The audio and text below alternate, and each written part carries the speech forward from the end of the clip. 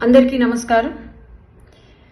మొన్న జరిగిన బస్సు ప్రమాదంలో 19 మంది ప్రాణాలు కోల్పోవడం, ఆ ప్రమాదం జరిగిన తర్వాత ఇంకా ఆ సంఘటన కూడా మర్చిపోలేని పరిస్థితి.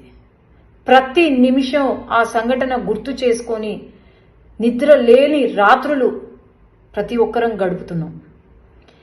ప్రపంచం మొత్తము, దేశం మొత్తం కూడా ఇంకా బాధలో ఉంటే అప్పుడే ఎప్పుడులానే మరి సాక్షి న్యూస్ పేపరు, సాక్షి న్యూస్ వాళ్ళు శవ రాజకీయాలు, రాబందుల మాదిరే వాలి శవ రాజకీయాలు చేయడము మొదలుపెట్టారు.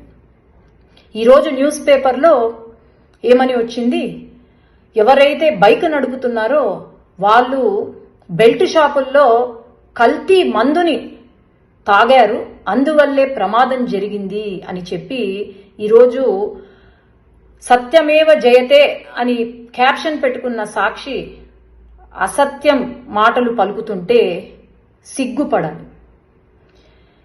ఏమన్నారండి, బెల్ట్ షాపులో పర్చేస్ చేశారు, అది మిడ్ నైట్ అంటే 12 దాటిన తర్వాత 2:30-3 గంటలకు మద్యము, కల్తీ మద్యాన్ని కొన్నారు, అందుకే ఈ యాక్సిడెంట్ జరిగింది అని చెప్పి నిజాలు తెలుసుకొని ఒక సాక్షి న్యూస్ పేపర్ కానీ న్యూస్ ఛానల్ని కానీ ఒక మహిళ నడుపుతుంది.